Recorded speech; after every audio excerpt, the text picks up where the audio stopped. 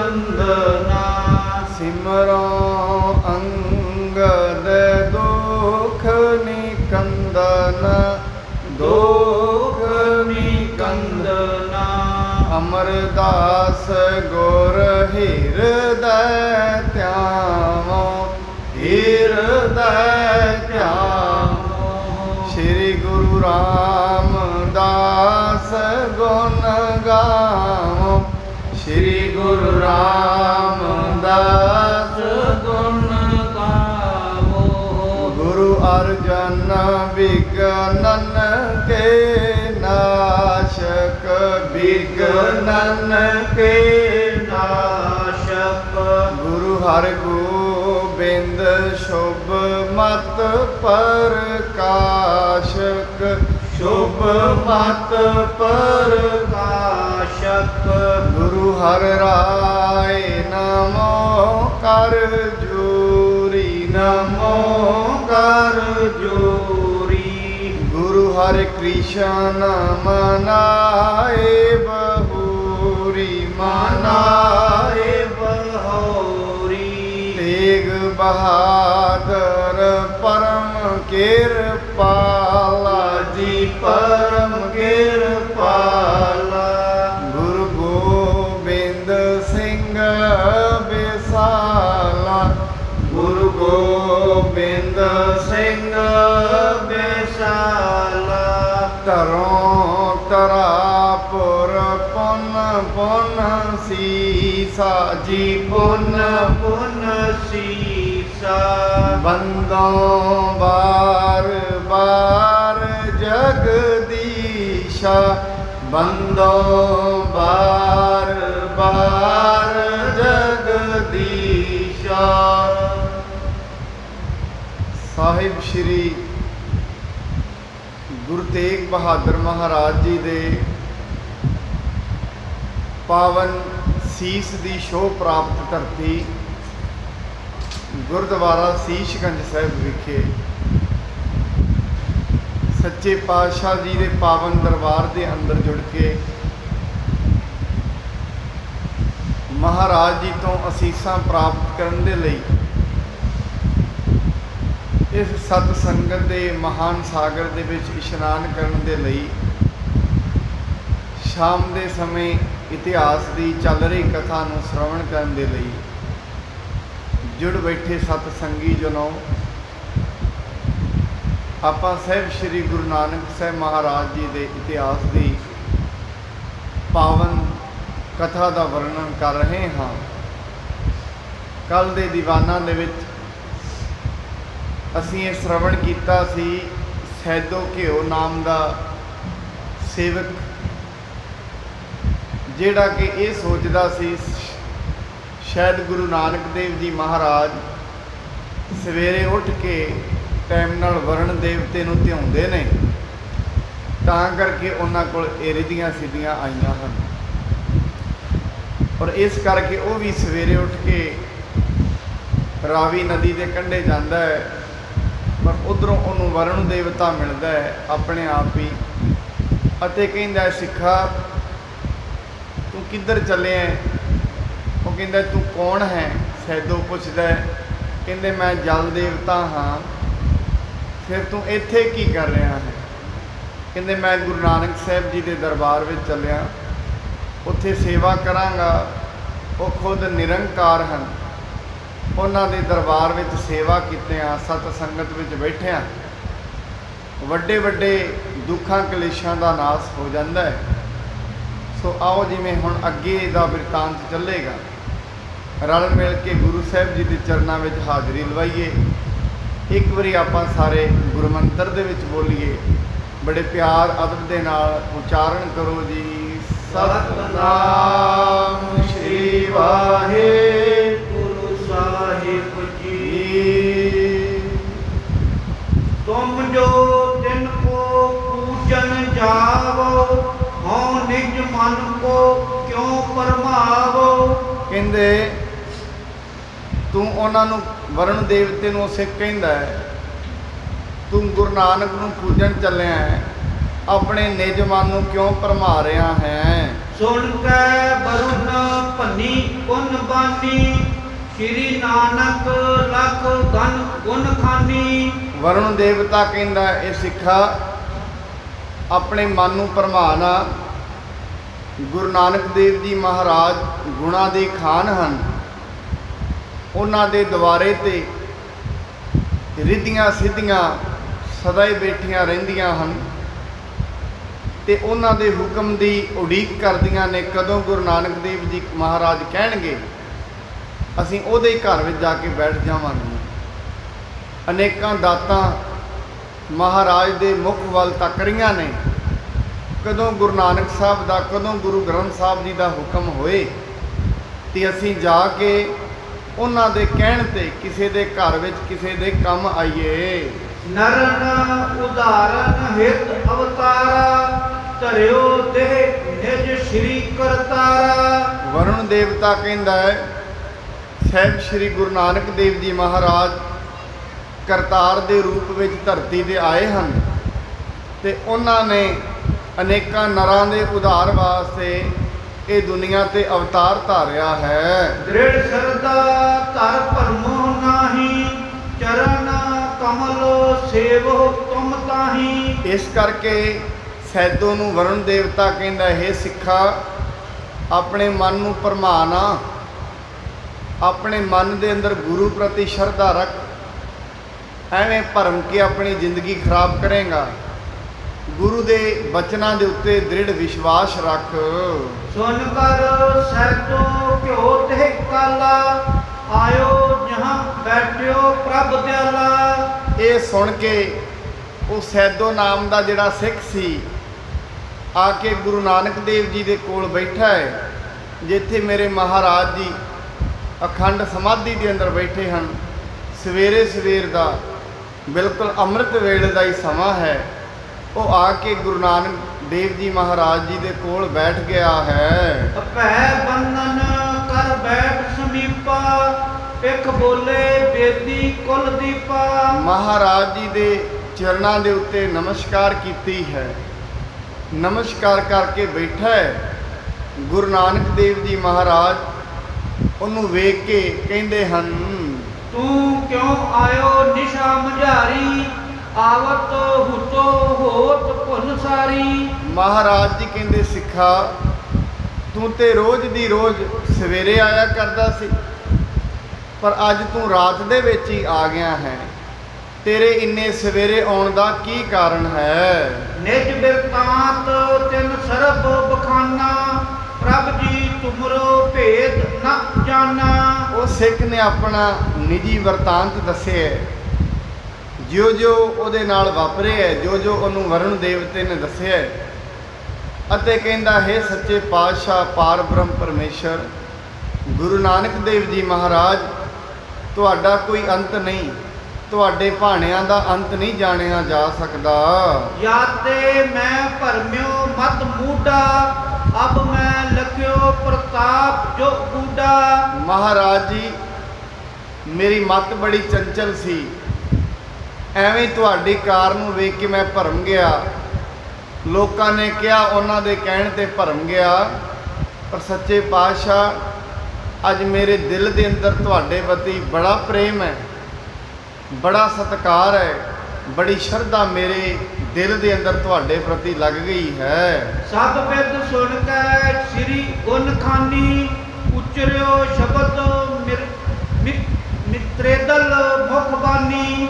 ਉਹਦੀਆਂ ਸਾਰੀਆਂ ਗੱਲਾਂ ਸੁਣ ਕੇ ਗੁਣਾਂ ਦੇ ਖਾਨ ਗੁਰੂ ਨਾਨਕ ਦੇਵ ਜੀ ਮਹਾਰਾਜ ਨੇ ਬੜੇ ਪਿਆਰ ਦੇ ਨਾਲ ਮਿੱਠੀ ਬਾਣੀ ਕਹੀ ਹੈ। ਸੁਨ ਬਾਣੀ ਕੋ ਸਰਦਾ ਹੋਈ ਸੇਵਾ ਕਰਨ ਲੱਗਾ ਪੁੰਨ ਸੋਈ। ਗੁਰੂ ਜੀ ਦੀ ਬਾਣੀ ਸੁਣ ਕੇ ਉਹਦੇ ਮਨ ਦੇ ਵਿੱਚ ਸ਼ਰਧਾ ਲੱਗੀ ਅਤੇ ਬੜੇ ਪ੍ਰੇਮ ਸਤਿਕਾਰ ਦੇ ਨਾਲ ਗੁਰੂ ਜੀ ਦੇ ਦੁਆਰੇ ਹੁਣ ਸੇਵਾ ਕਰਨ ਲੱਗ ਪਿਆ ਹੈ। ਗੁਰ ਕੇ ਸ਼ਬਦ ਲਿਖੇ ਵਿਚਾਰ ਹੈ ਸੁਨਹਿ ਪ੍ਰੇਮ ਸੋ ਬਹੁਰ ਉਚਾਰ ਹੈ। ਗੁਰੂ ਜੀ ਜਿਹੜੇ ਵੀ ਸ਼ਬਦ ਮੁਖ ਤੋਂ ਬੋਲਦੇ ਨੇ ਨਾਲੋਂ ਨਾਲ ਲਿਖ ਲੈਂਦਾ, ਲਿਖ ਕੇ ਕਦੀ ਕਦੀ ਪਿਆਰ ਦੇ ਨਾਲ ਬੜੀ ਉੱਚੀ ਉੱਚੀ ਆਵਾਜ਼ ਦੇ ਵਿੱਚ ਗੁਰੂ ਦੀ ਬਾਣੀ ਗਾਉਂਦਾ ਹੈ। ਬੈਠੇ ਨਿਤ ਸ੍ਰੀ ਗੁਰ ਧਰਮਸ਼ਾਲਾ ਹੋਤ ਕੀਰਤਨ ਪ੍ਰੇਮ ਵਿਸਾਲਾ। ਮੇਰੇ ਮਹਾਰਾਜ ਜੀ ਕਰਤਾਰਪੁਰ ਸਾਹਿਬ ਦੀ ਧਰਤੀ ਤੇ ਬੈਠੇ ਸਨ। ਉੱਥੇ ਬੈਠ ਕੇ ਸਵੇਰੇ ਰੋਜ਼ ਦੀ ਰੋਜ਼ ਉਹਨਾਂ ਦੀ ਸੰਗਤ ਦੇ ਵਿੱਚ ਮధుਰ ਮధుਰ ਕੀਰਤਨ ਹੋਇਆ ਕਰਦਾ ਸੀ। ਦੇਸ਼ ਦੇਸ਼ ਤੇ ਸੁਨ ਜਕਸ ਗੁਰ ਕੋ, ਮਾਨਵ ਅਏ ਪ੍ਰੇਮ ਕਰ ਉਰ ਕੋ। ਬੜੇ ਬੜੇ ਦੇਸ਼ਾਂ ਦੇ ਸੰਗਤ ਗੁਰੂ ਸਾਹਿਬ ਜੀ ਦਾ ਜਦੋਂ ਜਸ ਸੁਣਦੀ ਸੀ, ਜਦੋਂ ਸੰਗਤ ਨੂੰ ਪਤਾ ਲੱਗਦਾ ਸੀ ਸਾਹਿਬ ਸ੍ਰੀ ਗੁਰੂ ਨਾਨਕ ਦੇਵ ਜੀ ਮਹਾਰਾਜ ਕੱਲ ਤਾਰਨ ਗੁਰੂ ਨਾਨਕ ਆਇਆ, ਗੁਰੂ ਨਾਨਕ ਦੇਵ ਜੀ ਅਵਤਾਰ ਦੇ ਰੂਪ ਵਿੱਚ ਧਰਤੀ ਤੇ ਆਏ ਹਨ, ਸੰਗਤ ਬੜੀ ਦੂਰ ਦੂਰ ਤੋਂ ਮਹਾਰਾਜ ਜੀ ਦੇ ਦਰਸ਼ਨ ਕਰਨ ਆਇਆ ਕਰਦੀ ਸੀ। ਆਏ ਸਕਾਮ ਸੋ ਪੂਰਨ ਹੋਵਹਿ, ਜੇ ਨਿਸਕਾਮ ਗਿਆਨ ਸੁਖ ਜੋਵਹਿ। ਜਿਹੜੇ ਕੋਈ ਵੀ ਕਾਮਨਾ ਸ਼ਰਧਾ ਲੈ ਕੇ ਗੁਰੂ ਜੀ ਦੇ ਦੁਆਰੇ ਆਉਂਦੇ ਸੀ, ਮਹਾਰਾਜ ਉਹਨਾਂ ਦੀਆਂ ਸ਼ਰਧਾ ਪੂਰੀਆਂ ਕਰਦੇ ਹਨ। ਨਾਲ ਦੀ ਨਾਲ ਜਿਨ੍ਹਾਂ ਅੰਦਰ ਕਾਮਨਾ ਕੋਈ ਨਹੀਂ ਤੇ ਗੁਰੂ ਜੀ ਤੋਂ ਗਿਆਨ ਦੀ ਪ੍ਰਾਪਤੀ ਲਈ ਆਉਂਦੇ ਹਨ, ਮਹਾਰਾਜ ਉਹਨਾਂ ਨੂੰ ਵਿਵੇਕ ਬੁੱਧੀ ਦੀ ਦਾਤ ਬਖਸ਼ਦੇ ਹਨ। ਪੀਰ ਪੂਰ ਨਿਤ ਪੁਰ ਕਰਤਾਰਾ, ਹੋਵਹਿ ਦੇਗ ਵਿਸਾਲ ਆਹਾਰਾ।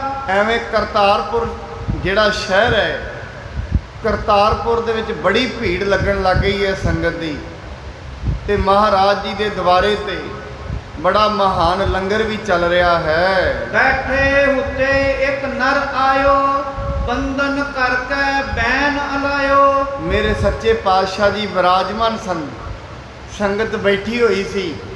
ਇੱਕ ਸੇਵਕ ਬੜੀ ਸ਼ਰਧਾ ਦੇ ਨਾਲ ਆਇਆ, ਹੱਥ ਜੋੜ ਕੇ ਮਹਾਰਾਜ ਜੀ ਨੂੰ ਇੱਕ ਪ੍ਰਸ਼ਨ ਕਰਦਾ ਹੈ। ਸਿੱਖੀ ਕਿਦੋਂ ਫਕੀਰੀ ਕਰਾਂ, ਧਰਮ ਗ੍ਰਸਤ ਕੋ ਕੈ ਉਰ ਧਰਾਂ। ਮਹਾਰਾਜ ਜੀ ਨੂੰ ਕਹਿੰਦਾ, ਮਹਾਰਾਜ ਸਿੱਖੀ ਚੰਗੀ ਹੈ ਕਿ ਫਕੀਰੀ ਚੰਗੀ ਹੈ? ਨਾਲ ਦੀ ਨਾਲ ਕਹਿੰਦਾ ਕਿ ਗ੍ਰਸਤੀ ਧਰਮ ਚੰਗਾ ਹੈ। ਮੈਨੂੰ ਤਿੰਨਾਂ ਚੀਜ਼ਾਂ ਦਾ ਨਿਰਣਾ ਦੱਸੋ। ਮੈਂ ਆਪ ਜੀ ਤੋਂ ਸਵਾਲ ਦਾ ਜਵਾਬ ਲੈਣ ਆਇਆ।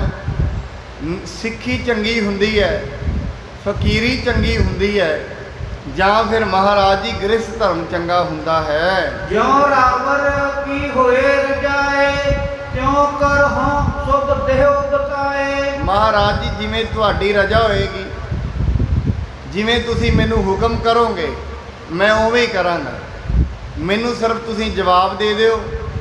ਮੇਰਾ ਸਵਾਲ ਜਿਹੜਾ ਮੈਂ ਤੁਹਾਡੇ ਅੱਗੇ ਰੱਖਿਆ ਹੈ, ਜਿਹੜਾ ਮਾਰਗ ਤੁਸੀਂ ਮੈਨੂੰ ਦੱਸ ਦੋਗੇ ਉਹੀ ਮਾਰਗ ਫਿਰ ਮੈਂ ਅਪਣਾ ਲਵਾਂਗਾ। ਸੁਨਿਓ ਆਪ ਕੋ ਜਸ ਮੈਂ ਭਾਰੀ, ਚਲ ਆਇਓ ਹਿਤ ਬੂਝਣਕਾਰੀ। ਮਹਾਰਾਜ ਸਿੱਖ ਕਹਿੰਦਾ ਹੈ, ਸੈਦੋ ਕਹਿੰਦਾ ਹੈ, ਮਹਾਰਾਜ ਜੀ ਇਹ ਸਿੱਖ ਦੂਜਾ ਹੈ, ਸੈਦੋ ਨਹੀਂ ਹੈ।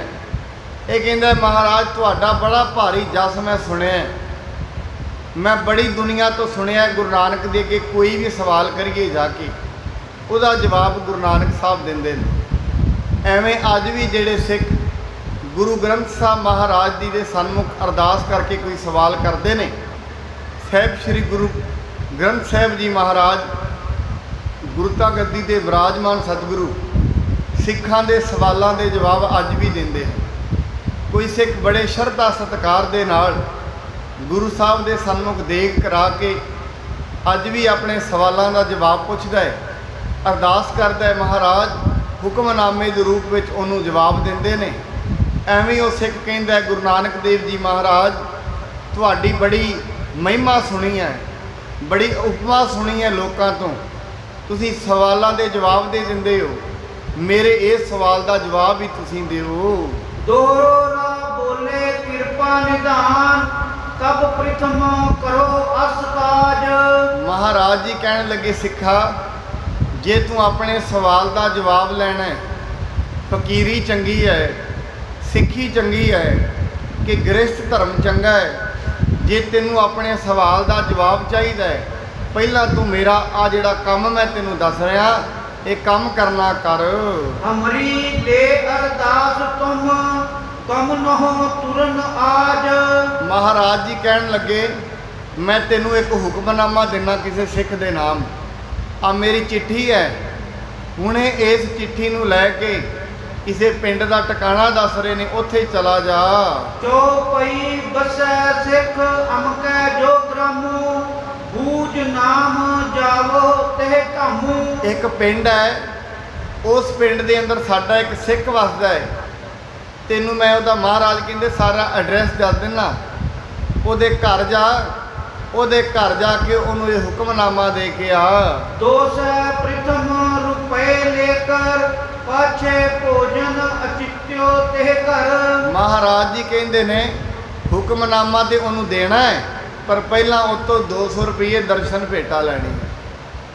ਪਹਿਲਾਂ ਉਹ ਤੋਂ 200 ਰੁਪਏ ਲੈਣੇ ਨੇ, ਫਿਰ ਆਹ ਜਿਹੜਾ ਹੁਕਮਨਾਮਾ ਮੈਂ ਤੈਨੂੰ ਦੇ ਰਿਹਾ, ਇਹ ਹੁਕਮਨਾਮਾ ਜਾ ਕੇ ਉਹ ਸਿੱਖ ਨੂੰ ਦੇ ਦਵੀਂ। ਬਹਰੋ ਜਮ ਤੂੰ ਹਟ ਕਰ ਆਵਹਿ, ਇਹ ਉੱਤਰ ਹਮ ਤੰਬਹਿ ਬਤਾਵਹਿ। ਮਹਾਰਾਜ ਜੀ ਕਹਿੰਦੇ ਫਿਰ ਜਦੋਂ ਤੂੰ ਆਏਗਾ ਮੁੜ ਕੇ ਆ ਮੇਰੇ ਹੁਕਮਨਾਮਾ ਦੇ ਕੇ 200 ਰੁਪਇਆ ਭੇਟਾ ਲੈ ਕੇ, ਜਦੋਂ ਤੂੰ ਵਾਪਸ ਮੇਰੇ ਕੋਲ ਕਰਤਾਰਪੁਰ ਆਏਗਾ, ਗੁਰੂ ਨਾਨਕ ਸਾਹਿਬ ਜੀ ਕਹਿੰਦੇ ਮੈਂ ਤੇਰੇ ਸਵਾਲ ਦਾ ਜਵਾਬ ਦੇ ਦਿਆਂਗਾ। ਹੁਕਮਨਾਮਾ ਲੇਕਰ ਉਹ ਆਸੂ, ਸੀ ਕਰ ਗਇਓ ਤਹੇ ਸਿੱਖ ਪਾਸੂ। ਉਹ ਸਿੱਖ ਗੁਰੂ ਜੀ ਦਾ ਹੁਕਮਨਾਮਾ ਲੈ ਕੇ ਬੜੀ ਜਲਦੀ ਦੇ ਨਾਲ, ਕਿਉਂਕਿ ਸਵਾਲ ਦਾ ਜਵਾਬ ਚਾਹੀਦਾ ਹੈ, ਬੜੀ ਜਲਦੀ ਦੇ ਨਾਲ ਉੱਥੋਂ ਨਿਕਲ ਗਿਆ ਹੈ। ਆਤੀਸੈ ਘਰ ਤੇ ਨਿਰਧਨ ਸੋਈ, ਕਬ ਕਬ ਭੋਜਨ ਪ੍ਰਾਪਤ ਹੋਈ। ਪਰ ਜਿਹਦੇ ਘਰ ਮਹਾਰਾਜ ਜੀ ਨੇ ਉਹਨੂੰ ਭੇਜਿਆ ਹੈ, ਉਹ ਸਿੱਖ ਬੜਾ ਗਰੀਬ ਹੈ, ਉਹਦੇ ਘਰ ਰੋਟੀ ਵੀ ਨਹੀਂ ਪੱਕਦੀ, ਕਦੇ ਰੋਟੀ ਪੱਕਦੀ ਹੈ। ਇਸ ਕਰਕੇ ਮਹਾਰਾਜ ਜੀ ਨੇ ਉਸੇ ਘਰ ਹੀ ਭੇਜ ਦਿੱਤਾ ਹੈ। ਇੱਕ ਸਿੱਖਿਆ ਤੇ ਦੁੱਤੀਐ ਭਲੇਰੀ, ਤੀਜੀ ਤਨੂਜਾ ਹੈ ਤਿਨ ਕੇਰੀ। ਕਹਿੰਦੇ ਇੱਕ ਤੇ ਆਪ ਉਹ ਸਿੱਖ ਹੈ, ਉਹਦੇ ਘਰ ਦੇ ਮੈਂਬਰ ਕਿੰਨੇ ਨੇ? ਇੱਕ ਤੇ ਉਹ ਆਪ ਹੈ, ਇੱਕ ਉਹਦੀ ਭਲੀ ਇਸਤਰੀ ਹੈ, ਤੇ ਇੱਕ ਉਹਦੇ ਕੋਲ ਲੜਕੀ ਹੈ। ਹੁਕਮ ਸੋ ਨਾਮਾ ਦੀਏ ਗੁਰ ਜਬ ਹੀ, ਅਧਿਕ ਪ੍ਰੇਮ ਕਰ ਬੰਧ ਹੈ ਤਬਹੀ। ਜਦੋਂ ਉਹ ਸਿੱਖ ਨੇ ਜਿਹੜਾ ਗੁਰੂ ਜੀ ਤੋਂ ਸਵਾਲ ਦਾ ਜਵਾਬ ਲੈਣ ਆਇਆ ਹੈ, ਮਹਾਰਾਜ ਜੀ ਦਾ ਹੁਕਮਨਾਮਾ ਉਹ ਸਿੱਖ ਨੂੰ ਦਿੱਤਾ, ਉਹਨੇ ਬੜੇ ਸ਼ਰਧਾ ਸਤਿਕਾਰ ਦੇ ਨਾਲ ਪਹਿਲਾਂ ਨਮਸਕਾਰ ਕੀਤੀ ਹੁਕਮਨਾਮੇ ਨੂੰ। ਜਿਵੇਂ ਅਸੀਂ ਇਸ ਗੁਰਦੁਆਰਾ ਸਾਹਿਬ, ਗੁਰਦੁਆਰਾ ਸ਼ੀਸ਼ਗੰਜ ਸਾਹਿਬ ਵਿਖੇ ਸ਼੍ਰੀ ਅਖੰਡ ਪਾਠ ਸਾਹਿਬ ਰਖਾਉਂਦੇ ਆ, ਉਸ ਤੋਂ ਬਾਅਦ ਸਾਨੂੰ ਹੁਕਮਨਾਮਾ ਮਿਲਦਾ। ਗੁਰੂ ਗ੍ਰੰਥ ਸਾਹਿਬ ਜੀ ਦਾ ਹੁਕਮਨਾਮਾ, ਸਾਡੇ ਨਾਮ ਕੀ ਹੁਕਮ ਹੈ ਗੁਰੂ ਦਾ, ਉਹ ਹੁਕਮ ਗੁਰੂ ਮਹਾਰਾਜ ਦਿੰਦੇ ਨੇ। ਸਿੱਖ ਨੂੰ ਚਾਹੀਦਾ ਇੱਕ ਤੇ ਉਸ ਹੁਕਮਨਾਮੇ ਦੀ ਵਿਚਾਰ ਸੁਣੇ ਕਿਸੇ ਕੋਲ, ਵੀ ਇਹਦੇ ਵਿੱਚ ਮੈਨੂੰ ਗੁਰੂ ਜੀ ਨੇ ਕਿਹਾ ਕੀ ਹੈ। ਉਸ ਤੋਂ ਬਾਅਦ ਉਹਦਾ ਜਾਪ ਵੀ ਕਰੇ, ਨਾਲ ਸਤਨਾਮ ਸ਼੍ਰੀ ਵਾਹਿਗੁਰੂ ਦਾ ਜਾਪ ਕਰੇ। ਉਹ ਹੁਕਮਨਾਮੇ ਨੂੰ ਰੋਜ਼ ਇੱਕ ਵਾਰੀ ਸਵੇਰੇ ਉੱਠ ਕੇ ਪੜ੍ਹੇ। ਐਵੇਂ ਨਹੀਂ ਹੈ ਜਿਹੜੇ ਹੁਕਮਨਾਮੇ ਇੱਥੋਂ ਮਿਲਦੇ ਨੇ, ਇਹ ਸਾਰੇ ਦੇ ਸਾਰੇ ਬਖਸ਼ਿਸ਼ ਦੀ ਪ੍ਰਾਪਤੀ ਹੈ। ਐਵੇਂ ਨਹੀਂ ਹੁਕਮਨਾਮੇ ਮਿਲਦੇ, ਇਹ ਬਖਸ਼ਿਸ਼ ਹੈ। ਸਾਨੂੰ ਇੱਥੋਂ ਵੀ ਬੜੇ ਪਿਆਰ ਸਤਿਕਾਰ ਨਾਲ ਲੈ ਜਾਣਾ ਚਾਹੀਦਾ ਹੈ। ਘਰ ਜਾ ਕੇ ਉਹਨੂੰ ਜੜਾ ਕੇ ਲੈਮੀਨੇਸ਼ਨ ਕਰਕੇ ਗੁਰੂ ਦੇ ਹੁਕਮਨਾਮੇ ਨੂੰ ਰੱਖਣਾ ਚਾਹੀਦਾ ਹੈ। ਅੱਜ ਵੀ ਬੜੇ ਸਿੱਖ ਹਨ, ਸਾਡਾ ਇਤਿਹਾਸ ਦੱਸਦਾ ਹੈ, ਸਿੱਖਾਂ ਦੇ ਕੋਲ ਗੁਰੂ ਗੋਬਿੰਦ ਸਿੰਘ ਜੀ ਦੇ ਹੁਕਮਨਾਮੇ ਸਾਂਭੇ ਪਏ ਨੇ, ਕਈਆਂ ਕੋਲ ਗੁਰੂ ਤੇਗ ਬਹਾਦਰ ਮਹਾਰਾਜ ਦੇ ਹੁਕਮਨਾਮੇ ਅੱਜ ਤੇ ਹੀ ਸਾਂਭੇ ਪਏ ਹਨ। ਸਾਦਰ ਸੋ ਤੇ ਮੰਚ ਬਸਾਏ, ਚਰਨ ਪਖਾਰੇ ਕਰ ਬਹੁ ਭਾਏ। ਜਦੋਂ ਉਹ ਸਿੱਖ ਨੇ ਦੇਖਿਆ ਇਹ ਜਿਹੜਾ ਸਿੱਖ ਆਇਆ ਹੈ, ਮੇਰੇ ਗੁਰੂ ਦਾ ਹੁਕਮਨਾਮਾ ਲੈ ਕੇ ਆਇਆ ਹੈ, ਉਹਨੇ ਬੜੇ ਪਿਆਰ ਦੇ ਸਤਿਕਾਰ ਦੇ ਨਾਲ ਇੱਕ ਚੰਗਾ ਪਲੰਘ ਡਾਇਆ, ਉਹ ਸਿੱਖ ਦੇ ਪੈਰ ਧੋਤੇ ਤੇ ਪੈਰ ਧੋ ਕੇ ਉਹਨੂੰ ਮੰਚ ਦੇ ਉੱਤੇ, ਉਸ ਪਲੰਘ ਦੇ ਉੱਤੇ ਬਿਠਾਇਆ ਹੈ। ਬਹੁਰ ਕਹਿਓ ਭੋਜਨ ਕਰ ਲੀਜੇ, ਦੂਰ ਸੋ ਸ਼ਰਮ ਮਾਰਗ ਕੋ ਕੀਜੇ। ਉਹ ਕਹਿੰਦਾ ਹੈ ਭਾਈ ਤੂੰ ਗੁਰੂ ਦਾ ਹੁਕਮਨਾਮਾ ਲੈ ਕੇ ਆਇਆ, ਬੜੀ ਦੂਰੋਂ ਵੀ ਆਇਆ, ਇਸ ਕਰਕੇ ਐਸੇ ਕਰ ਪਹਿਲਾਂ ਲੰਗਰ ਛਕ ਲੈ। ਜਿਵੇਂ ਬਾਣੀ ਕਹਿੰਦੀ ਹੈ, ਜੋ ਦਿਸੈ ਗੁਰ ਸਿੱਖੜਾ ਤਿਸ ਨਿਵ ਨਿਵ ਲਾਗਾ ਪਾਓ ਜੀ। ਜੇ ਕੋਈ ਗੁਰੂ ਦਾ ਸਿੱਖ ਵਿਖੇ ਮੇਰੀ ਇਹ ਸ਼ਰਧਾ ਬਣਦੀ ਹੈ, ਮਹਾਰਾਜ ਕਹਿੰਦੇ ਮੈਂ ਉਹਦੇ ਨਿਵ ਨਿਵ ਕੇ ਪੈਰਾਂ ਵਿੱਚ ਲੱਗਾ, ਕਿਉਂਕਿ ਉਹ ਗੁਰੂ ਦੀ ਸੁਨੇਹਾ ਲੈ ਕੇ ਆਉਂਦਾ। ਇਸੇ ਕਰਕੇ ਉਹਨੂੰ ਕਹਿੰਦਾ ਭਾਈ ਤੈਨੂੰ ਭੁੱਖ ਲੱਗੀ ਹੋਏਗੀ, ਪਹਿਲਾਂ ਬੜਾ ਸਫ਼ਰ ਹੈ, ਆਰਾਮ ਕਰ ਤੇ ਲੰਗਰ ਛਕ ਲੈ। ਸਿੱਖ ਸੋ ਤਿਸਨੇ ਬਚਨ ਲਾਏ, ਗੁਰ ਕੋ ਹੁਕਮ ਨਾ ਭੋਜਨ ਖਾਏ। ਉਹ ਸਿੱਖ ਕਹਿਣ ਲੱਗਾ ਭਾਈ ਮੈਂ ਭੋਜਨ ਨਹੀਂ ਛਕਣਾ, ਕਿਉਂਕਿ ਇਹ ਗੁਰੂ ਨਾਨਕ ਦੇਵ ਜੀ ਦਾ ਹੁਕਮ ਹੈ। ਮੈਂ ਤੇਰੇ ਘਰ ਹਜੇ ਭੋਜਨ ਨਹੀਂ ਛਕਾਂਗਾ। ਪੂਰਬ ਸਰਬ ਦਰਬ ਕੋ ਲਈ ਪਾਛੇ ਤੇ ਘਰ ਅਸਨ ਚੇਈ। ਕਹਿੰਦੇ ਇਸ ਕਰਕੇ ਪਹਿਲਾਂ ਮੈਂ 200 ਰੁਪਏ ਲਾਂਗਾ, ਉਸ ਤੋਂ ਬਾਅਦ ਲੰਗਰ ਛਕਾਂਗਾ। ਪਹਿਲਾਂ ਨਹੀਂ ਛਕਣਾ, ਪਹਿਲਾਂ ਤੂੰ ਮੈਨੂੰ 200 ਰੁਪਈਆ ਹੁਕਮਨਾਮੇ ਦੀ ਭੇਟਾ ਦੇ, ਉਸ ਤੋਂ ਬਾਅਦ ਫਿਰ ਮੈਂ ਜਿਹੜਾ ਹੁਕਮਨਾਮਾ ਤੈਨੂੰ ਦਿਆਂਗਾ। ਸੁਣ ਕੇ ਸਿੱਖ ਸੋ ਤੂਸਨ ਰਹਿਓ, ਬਦੀ ਚਿੰਤ ਸਰਤਾ ਮਨ ਬਹਿਓ। ਇਹ ਜਦੋਂ 200 ਰੁਪਏ ਦੀ ਗੱਲ ਸੁਣੀ, ਸਿੱਖ ਬੜਾ ਗਰੀਬ ਸੀ, ਘਰ ਦੇ ਵਿੱਚ ਖਾਣ ਨੂੰ ਵੀ ਕੁਝ ਨਹੀਂ ਸੀ। ਇੱਕ ਟਾਈਮ ਰੋਟੀ ਪੱਕਦੀ ਸੀ, ਇੱਕ ਟਾਈਮ ਨਹੀਂ ਸੀ ਪੱਕਦੀ। ਜਦੋਂ 200 ਰੁਪਏ ਦੀ ਗੱਲ ਸੁਣੀ, ਚਿੰਤਾ ਦੀ ਨਦੀ ਦੇ ਵਿੱਚ ਵਹਿ ਤੁਰਿਆ, ਚਿੰਤਾ ਦੇ ਵਿਚਾਰਾਂ ਵਿੱਚ ਵਹਿ ਤੁਰਿਆ। ਸੋਚਦਾ ਹੈ ਗੁਰੂ ਨੇ ਪਤਾ ਨਹੀਂ ਕਿੱਡੇ ਮਾਣ ਨਾਲ ਮੇਰੇ ਨਾਮ ਹੁਕਮਨਾਮਾ ਭੇਜਿਆ, ਮੈਨੂੰ 200 ਰੁਪਏ ਦੀ ਸੇਵਾ ਵੀ ਲਾਈ ਹੈ। ਹੁਣ ਮੈਂ ਗੁਰੂ ਸਾਹਿਬ, ਮੇਰੇ ਕੋਲ ਤੇ ਹੈ ਹੀ ਕੁਝ ਨਹੀਂ, ਮੈਂ ਸੇਵਾ ਕਿਵੇਂ ਕਰਾਂਗਾ। ਕਹਿਤੇ ਦਿਉ ਕਰੋ ਕਿਆ ਕਾਜਾ, ਸਿੱਖੀ ਪਰਨ ਰਹੇ ਕਿਵ ਆਜਾ। ਕਹਿੰਦੇ ਸਿੱਖੀ ਦਾ ਪ੍ਰਣ ਹੈ, ਮੇਰਾ ਕਿਵੇਂ ਕਾਇਮ ਰਹੇਗਾ, ਮੈਂ ਕਿਹੜਾ ਐਸਾ ਕੰਮ ਕਰਾਂ। ਗੁਰੂ ਨੇ 200 ਰੁਪਈਆ ਦਰਸ਼ਨ ਭੇਟਾ ਮੰਗੀ ਹੈ, ਉਹ 200 ਰੁਪਏ ਹੁਣ ਮੈਂ ਕਿਵੇਂ ਦਿਆਂਗਾ। ਘਰ ਮੈਂ ਸੋਚ ਨਹੀਂ ਅਸ ਕੋਈ, ਵੇਚ ਬਾਜ਼ਾਰ ਦਿਉ ਧਨ ਜੋਈ। ਕਹਿੰਦਾ ਘਰ ਦੇ ਵਿੱਚ ਕੋਈ ਐਸਾ ਕੀਮਤੀ ਸਮਾਨ ਵੀ ਨਹੀਂ ਜਿਹਨੂੰ ਵੇਚ ਦਿਆਂ, ਵੇਚ ਕੇ ਤੇ ਮੈਂ ਨਾਲ ਦੀ ਨਾਲ ਉਹਦਾ ਕੁਝ ਲੈ ਲਵਾਂ, ਐਸਾ ਕੋਈ ਸਮਾਨ ਵੀ ਨਹੀਂ ਹੈ। ਫਿਰ ਇਸ ਕਰਕੇ ਮੈਂ ਹੁਣ ਗੁਰੂ ਦੇ ਬਚਨ ਨੂੰ ਕਿਵੇਂ ਪੂਰਾ ਕਰਾਂਗਾ। ਦੋਹਰਾ ਤੇ ਤਨੁਜਾ ਕੋ ਪੰਚ ਸੈ, ਪੂਤੋ ਸਾਹੋ ਇੱਕ ਦੇਤ। ਗਰੀਬ ਬੜਾ ਸੀ, ਇੱਕ ਸ਼ਾਹ ਕਹਿੰਦਾ ਹੈ ਤੇਰੇ ਕੋਲ ਇੱਕ ਲੜਕੀ ਹੈ, ਇਹਦੇ ਮੈਂ ਤੈਨੂੰ 500 ਰੁਪਏ ਦਿਆਂਗਾ। ਅਬ ਕੋ ਦਰਬ ਪਛਾਣ ਕੈ, ਸਿੱਖ ਨਾ ਪੂਰਬ ਲੇਤ। ਹੁਕਮਨਾਮੇ ਤੋਂ ਪਹਿਲਾਂ ਕਹਿੰਦਾ ਸੀ ਆਪਣੀ ਲੜਕੀ ਵੇਚ, ਸਿੱਖ ਕਹਿਣ ਲੱਗਿਆ ਨਹੀਂ, ਇਹ ਬੜਾ ਵੱਡਾ ਪਾਪ ਹੈ, ਮੈਂ ਲੜਕੀ ਨਹੀਂ ਵੇਚਣੀ।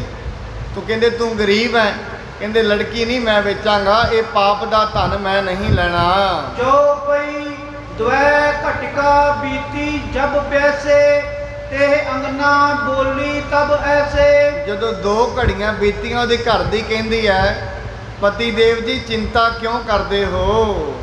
ਕਿਉਂ ਚਿੰਤਾ ਚਿਤ ਮੈਂ ਤਵ ਕੀਨੰ, ਜੋ ਹਮ ਡਿਗ ਸੋ ਸਤਗੁਰ ਦੀਨੰ। ਕਹਿੰਦੇ ਇਸ ਕਰਕੇ ਉਹ ਕਹਿਣ ਲੱਗੀ ਬੜੀ ਭਲੀ ਇਸਤਰੀ ਸੀ, ਤੁਸੀਂ ਚਿੰਤਾ ਨਾ ਕਰੋ, ਗੁਰੂ ਨੇ ਜੋ ਕੁਝ ਸਾਨੂੰ ਦਿੱਤਾ ਹੈ ਅਸੀਂ ਉਹਨੂੰ ਵੇਚ ਵੱਟ ਕੇ ਗੁਰੂ ਸਾਹਿਬ ਨੂੰ 200 ਰੁਪਏ ਦੀ ਜਿਹੜੀ ਅਰਦਾਸ ਭੇਟਾ ਜ਼ਰੂਰ ਭੇਜਾਂਗੇ। ਲਿਹੋ ਸੁਤਾ ਕੋ ਦਵੈ ਸੋ ਅਬਹੀ, ਸਤਗੁਰ ਹੇਤ ਦੇਹੋ ਸੋ ਤਬਹੀ। ਕਿੱਡੇ ਧਰਮ ਦੇ ਕਰਮ ਚ ਕਹਿਣ ਲੱਗੀ ਹੋਰ ਤੇ ਕੁਝ ਨਹੀਂ ਹੈ, ਗੁਰੂ ਦੀ ਦਿੱਤੀ ਇਹ ਲੜਕੀ ਹੈ, ਜਾ ਕੇ ਤੂੰ 200 ਰੁਪਏ ਦੇ ਵਿੱਚ ਉਹ ਸ਼ਾਹ ਨੂੰ ਦੇ ਦੇ ਤੇ 200 ਰੁਪਇਆ ਉਤੋਂ ਲੈਣਾ ਕਰ ਲੈ। ਜੇ ਨਿਜ ਹਿਤ ਲੇਵੇ ਅਗ ਹੋਏ, ਪਰ ਉਪਕਾਰ ਦੋਸ਼ ਨ ਕੋਏ। ਕਹਿੰਦੇ ਇਹ ਉਹਨੂੰ ਕਹਿਣ ਲੱਗੀ, ਆਪਣੇ ਪਤੀ ਨੂੰ ਕਹਿੰਦੀ ਹੈ ਅਸੀਂ ਕਿਹੜਾ ਆਪਣੀ ਰੋਟੀ ਵਾਸਤੇ ਥੋੜੀ ਨਾ ਲੜਕੀ ਵੇਚ ਰਹੇ ਹਾਂ, ਇਹ ਤੇ ਪਰਉਪਕਾਰ ਵਾਸਤੇ ਕਰ ਰਹੇ ਹਾਂ।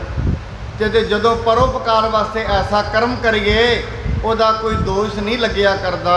ਪੁਰਨ ਕੀਜੈ ਉੱਠ ਕਰ ਕਾਜਾ, ਰਾਖੋ ਸਿੱਖੀ ਕੋ ਪ੍ਰਾਣ ਆਜਾ। ਕਹਿੰਦੀ ਪਤੀ ਦੇਵ ਜੀ ਛੇਤੀ ਉਠੋ, ਆ ਕਰਮ ਕਰੋ ਜਿਹੜਾ ਮੈਂ ਤੁਹਾਨੂੰ ਦੱਸਿਆ ਹੈ। ਅੱਜ ਗੁਰੂ ਨਾਨਕ ਦੀ ਸਿੱਖੀ ਦਾ ਪ੍ਰਣ ਰੱਖੋ। ਗੁਰੂ ਨੇ ਪਤਾ ਨਹੀਂ ਅੱਜ ਕਿਹੜਾ ਸਾਡਾ ਟੈਸਟ ਲੈਣਾ ਹੈ, ਗੁਰੂ ਪਤਾ ਨਹੀਂ ਕਿਹੜੀ ਸੋਚ ਕੇ ਸਾਨੂੰ ਅੱਜ ਇਹ ਭੇਜਿਆ ਹੁਕਮਨਾਮਾ। ਇਸ ਕਰਕੇ ਅੱਜ ਗੁਰੂ ਦੇ ਦੱਸੇ ਹੁਕਮਨਾਮੇ ਦਾ ਪ੍ਰਣ ਰੱਖ ਲਵੋ। ਸੁਣ ਸਲਾਹ ਐਸੀ ਨਿਜ ਤੇ ਕੀ, ਮਾਨੀ ਮਨ ਕਰ ਭਾਵਤ ਨੀਕੀ। ਉਹ ਸਿੱਖ ਨੇ ਜਦੋਂ ਆਪਣੀ ਘਰ ਵਾਲੀ ਦੀ ਸਲਾਹ ਮੰਨੀ, ਕਹਿੰਦੇ ਬੜੀ ਸੋਹਣੀ ਸਲਾਹ ਹੈ, ਚੱਲ ਮੈਂ ਜਾਣਾ, ਜਾ ਕੇ ਲਾਲੇ ਦੇ ਨਾਲ ਜਿਹੜਾ ਸ਼ਾਹ ਦੇ ਰਿਹਾ ਪੈਸੇ ਉਹਦੇ ਨਾਲ ਗੱਲ ਕਰਦਾ ਹਾਂ। ਗਬਨਿਓ ਡਿੱਗ ਤਬ ਸਾ ਕੇ, ਬੈਠਿਓ ਬਚਨ ਲਾਏ। ਸਿੱਖ ਛੇਤੀ ਆਪਣੇ ਘਰੋਂ ਤੁਰਿਆ, ਜਾ ਕੇ ਉਹ ਸ਼ਾਹ ਦੇ ਕੋਲ ਬੈਠ ਗਿਆ ਹੈ। ਸੈਸ ਅਡਾਈ ਦਰਬ ਤੇ, ਸੂਤਾ ਵਿਆਹ ਲੈ ਜਾਏ। ਕਹਿੰਦੇ ਉਹਨੂੰ ਕਹਿੰਦਾ ਹੈ, ਕਹਿੰਦੇ ਸ਼ਾਹ ਜੀ 250 ਰੁਪਇਆ ਮੈਨੂੰ ਦੇ ਦੇਵੋ ਤੇ ਆ ਜਿਹੜੀ ਮੇਰੀ ਲੜਕੀ ਇਹਨੂੰ ਵਿਆਹ ਕੇ ਲੈ ਜਾਵੋ। ਕਹੈ ਸਾਹੋ ਤੁਮ ਲਿਹੋ ਬਧੇਰੇ, ਦਰਬ ਵਿਸ਼ਾਲ ਸਦਨ ਮਹਿ ਮੇਰੇ। ਉਹ ਸ਼ਾਹ ਕਹਿਣ ਲੱਗਿਆ 250 ਕਿਉਂ, ਮੇਰੇ ਘਰ ਵਿੱਚ ਬੜਾ ਧਨ ਹੈ, ਤੂੰ 250 ਤੋਂ ਵੀ ਜ਼ਿਆਦਾ ਲੈ ਸਕਦਾ ਹੈ। ਦਾਰਿਦ ਏਕ ਬਾਰ ਨਿਜ ਖੋਈ, ਸੁਖ ਪਾਵੋ ਕਰ ਸ਼ੰਕ ਨ ਕੋਈ। ਕਹਿੰਦਾ ਇੱਕ ਵਾਰੀ ਤੂੰ ਵਾਧੂ ਪੈਸਾ ਲੈ ਲਾ, ਆਪਣੀ ਸਾਰੀ ਗਰੀਬੀ ਮਿਟਾ ਲੈ ਤੇ ਸੁੱਖ ਦੀ ਜ਼ਿੰਦਗੀ ਬਤੀਤ ਕਰੋ। ਸੁਨੋ ਚਾਹੇ ਮੁਝ ਅਵਰ ਨ ਕੋਈ, ਜਾਚੇ ਜੀਤੇ ਦੀਜੀਏ ਸੋਈ। ਉਹ ਸ਼ਾਹ ਉਹ ਕਹਿੰਦਾ ਸਿੱਖ ਸ਼ਾਹ ਜੀ ਮੈਨੂੰ ਕੋਈ ਸ਼ੌਂਕ ਨਹੀਂ ਐ ਇਸ ਚੀਜ਼ ਦਾ, ਮੈਂ ਆਪਣੀ ਜੇ ਮੈਂ ਭੁੱਖਾ ਰਹਿ ਕੇ ਵੀ ਗੁਰੂ ਦੇ ਅਰਥ, ਸਿੱਖਾਂ ਨੇ ਗੁਰੂ ਦੇ ਅਰਥ ਭੁੱਖੇ ਰਹਿ ਕੇ ਜੇਲਾਂ ਕੱਟੀਆਂ ਨੇ, ਸਿੱਖਾਂ ਨੇ ਗੁਰੂ ਦੇ ਅਰਥ ਭੁੱਖੇ ਰਹਿ ਕੇ, ਮੀਰ ਮੰਨੂ ਦੀ ਜੇਲ੍ਹ ਦੇ ਵਿੱਚ ਬੀਬੀਆਂ ਨੇ ਸ਼ਹੀਦੀਆਂ ਦਿੱਤੀਆਂ ਨੇ ਭੁੱਖੇ ਰਹਿ ਕੇ। ਮੈਨੂੰ ਆਪਣੇ ਮਰਨ ਦੀ ਪਰਵਾਹ ਨਹੀਂ ਹੈ, ਪਰ ਮੈਂ ਗੁਰੂ ਦੇ ਬਚਨ ਨੂੰ ਰੱਖਣਾ ਚਾਹੁੰਦਾ। ਗੁਰੂ ਦਾ ਬਚਨ ਨਾ ਕਿਤੇ ਮੇਰੇ ਤੋਂ ਚਲਾ ਜਾਏ। ਕਿੱਡਾ ਪ੍ਰੇਮ ਉਹ ਸਿੱਖੀ ਨਾਲ ਕਰਦਾ। ਇਸ ਕਰਕੇ ਸ਼ਾਹ ਜੀ ਮੈਂ 250 ਹੀ ਲੈਣੇ ਨੇ, ਵਾਧੂ ਪੈਸੇ ਮੈਂ ਨਹੀਂ ਲੈਣੇ। ਅਸ ਕਹਿ ਲੈ ਕਬ ਸਹਿਸ ਅਢਾਈ, ਆਨ ਸਿੱਖ ਕੀ ਭੇਟ ਚੜਾਈ। 250 ਰੁਪਏ ਲੈ ਕੇ ਉਹਨੇ ਆ ਕੇ ਸਿੱਖ ਦੇ ਅੱਗੇ ਮੱਥਾ ਟੇਕਿਆ ਤੇ ਭੇਟ ਚੜਾ ਦਿੱਤੀ ਹੈ। ਦੋਹਰਾ ਦੋਸੈ ਸਤਿਗੁਰ ਕੋ ਦਿਓ, ਸਿੱਖ ਕੀ ਭੇਟ 50।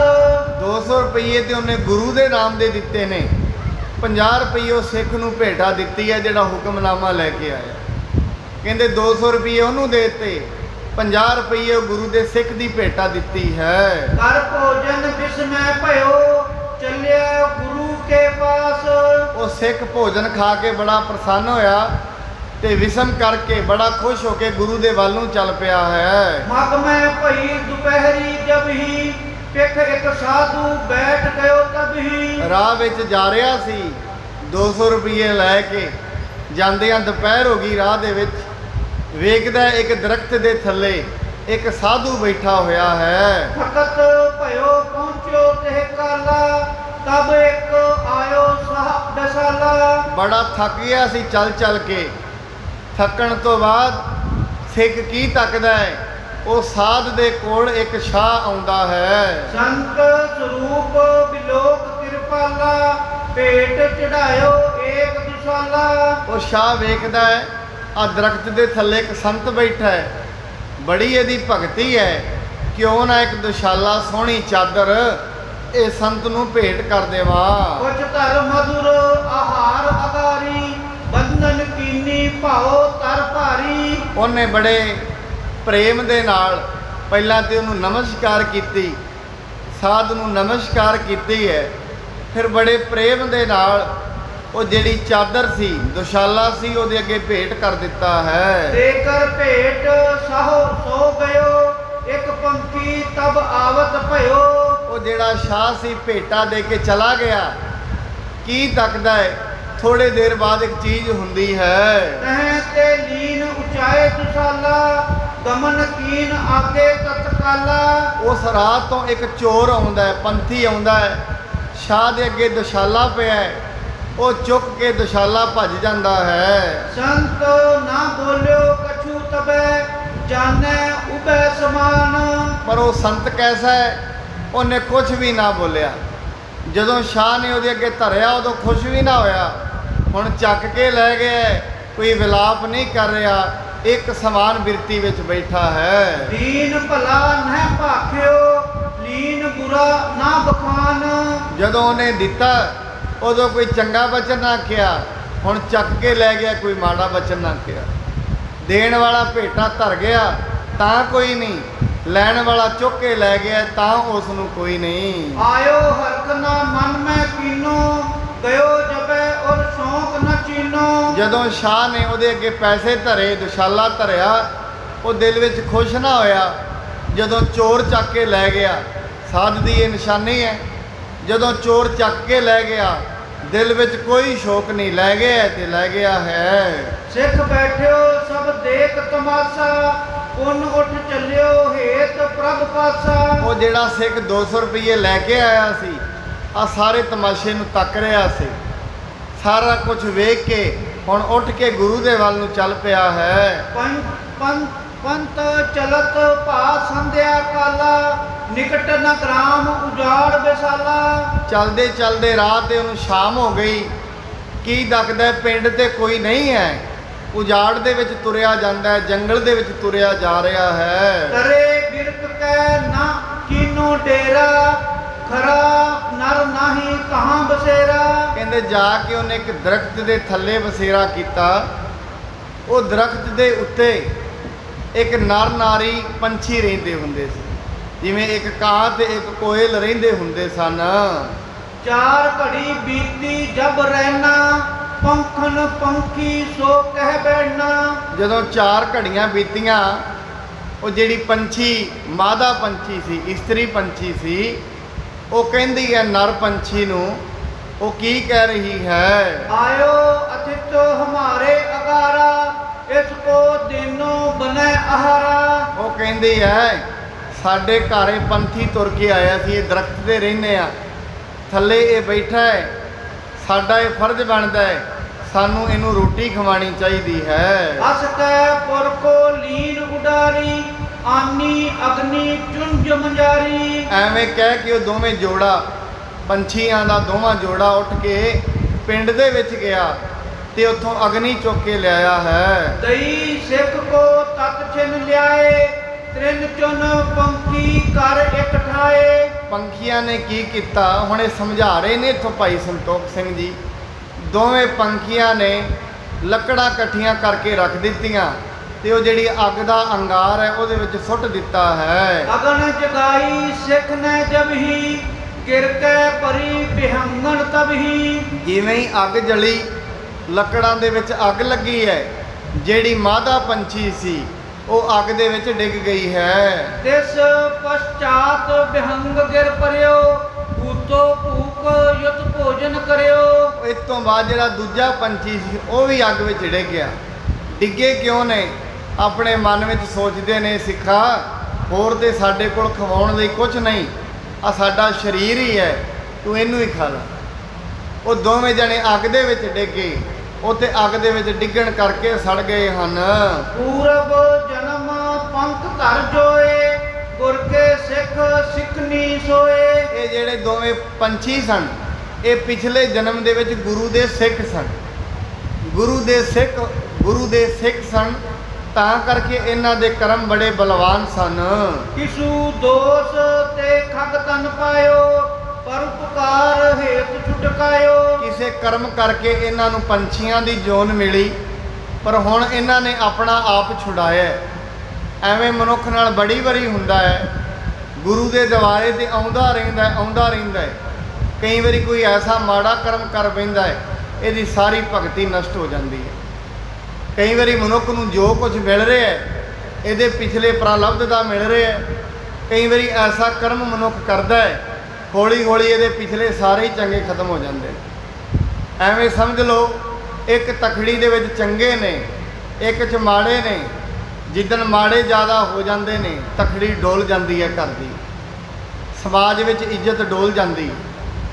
ਸਮਾਜ ਦੇ ਵਿੱਚ ਜਿੰਨਾ ਪੈਸਾ ਜੋ ਕੁਝ ਹੈ ਉਹ ਡੋਲ ਜਾਂਦਾ ਹੈ। ਇਸ ਕਰਕੇ ਜਿਉਂ-ਜਿਉਂ ਮਾੜੇ ਵੱਧਦੇ ਰਹਿੰਦੇ ਨੇ, ਮਾੜਿਆਂ ਦੇ ਵਧਣ ਕਰਕੇ ਮਨੁੱਖ ਨੂੰ ਕੋਲ ਨਾਮ ਵੀ ਚਲਿਆ ਜਾਂਦਾ ਹੈ, ਸਤ ਸੰਗਤ ਵੀ ਚਲੀ ਜਾਂਦੀ ਹੈ, ਰੱਬ ਦਾ ਸਿਮਰਨ ਵੀ ਚਲਿਆ ਜਾਂਦਾ ਹੈ। ਅੱਜ ਦੇ ਸਮੇਂ ਵਿੱਚ ਦੇਖੀਏ, ਅੱਜ ਮਨੁੱਖਾਂ ਦੀ ਪ੍ਰਾਲਬਧ ਬੜੀ ਘਟ ਗਈ ਹੈ।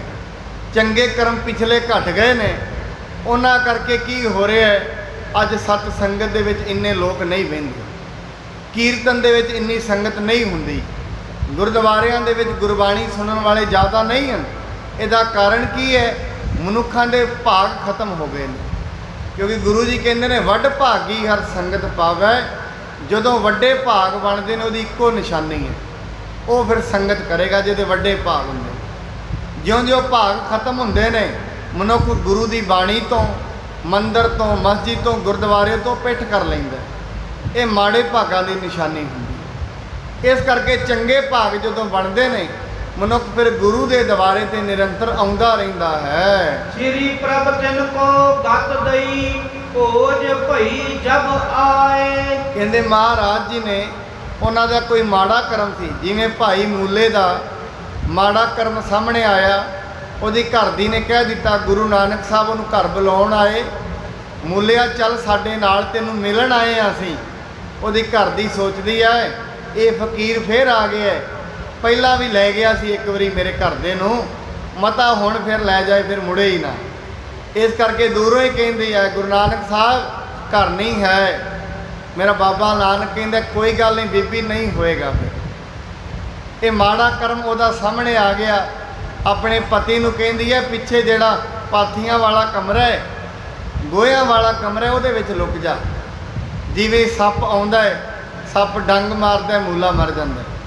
ਮੂਲਾ ਆਪਣੀ ਘਰ ਦੀ ਨੂੰ ਕਹਿੰਦਾ ਹੈ ਅੱਜ ਤੂੰ ਮੇਰੇ ਭਾਗਾਂ ਦੇ ਉੱਤੇ ਝਾੜੂ ਫੇਰ ਦਿੱਤਾ। ਮੇਰੇ ਬੜੇ ਵੱਡੇ ਭਾਗ ਸੀ, ਪਰ ਅੱਜ ਤੂੰ ਮੇਰੇ ਭਾਗਾਂ ਨੂੰ ਖਤਮ ਕੀਤਾ, ਮੈਨੂੰ ਗੁਰੂ ਦੇ ਦਰਸ਼ਨਾਂ ਤੋਂ ਵਾਂਝਾ ਕੀਤਾ।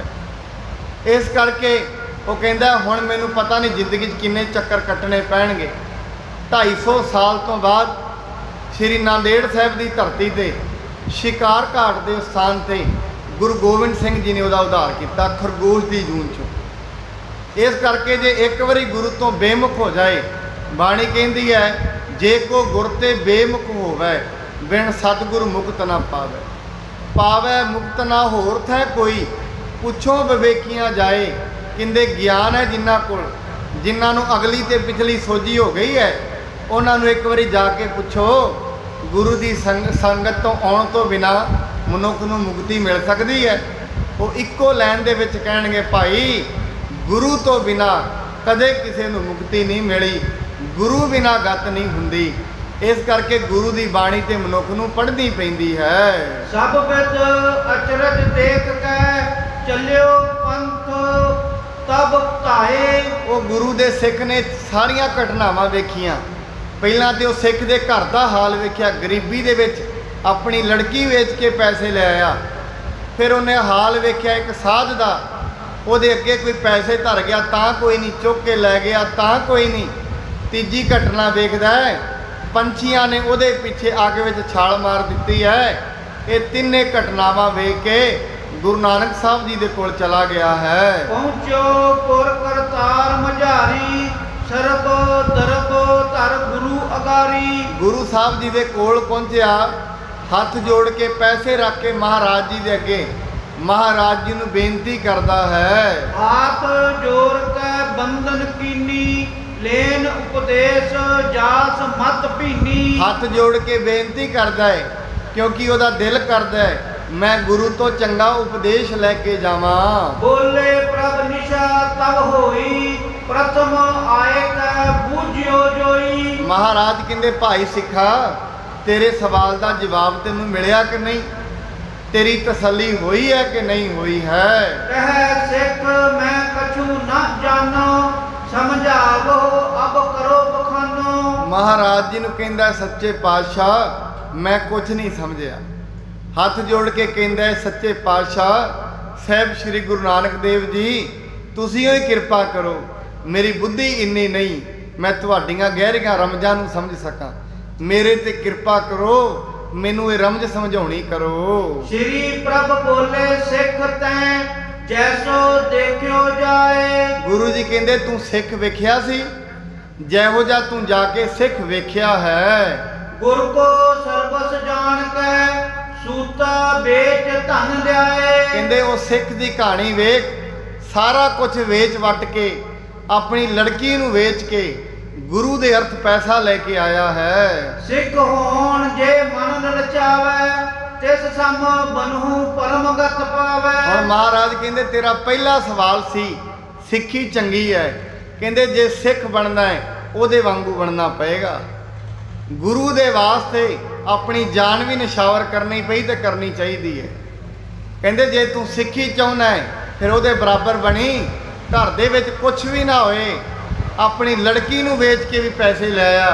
ਕਹਿੰਦੇ ਗੁਰੂ ਦੇ ਅੱਗੇ ਜੇ ਗੁਰੂ ਤੋਂ ਕੁਝ ਲੈਣਾ ਹੈ, ਜੇ ਗੁਰੂ ਤੋਂ ਸਿੱਖੀ ਲੈਣੀ ਹੈ ਤਾਂ ਹੀ ਤੇ ਕਹਿੰਦੇ ਨੇ ਗੁਰਬਾਣੀ ਦੇ ਵਿੱਚ ਆਇਆ ਖੰਨਿਓ ਤਿੱਖੀ ਵਾਲੋਂ ਨਿੱਕੀ ਏਤ ਮਾਰਗ ਜਾਣਾ। ਇੱਥੇ ਖੰਨੇ ਤੋਂ ਵੀ ਤਿੱਖੀ ਹੈ, ਵਾਲ ਤੋਂ ਵੀ ਨਿੱਕੀ ਹੈ। ਇਸ ਰਾਹ ਤੇ ਤੁਰਨਾ ਐਸਾ ਹੈ ਜੇ ਤੂੰ ਸਿੱਖੀ ਦਾ ਬਾਣਾ ਧਾਰਨ ਕਰਨਾ ਚਾਹੁੰਦਾ ਹੈ ਫਿਰ ਸਿੱਖਾ ਉਸ ਸਿੱਖ ਜਿਹੋ ਜਿਹਾ ਬਣ ਜਾ।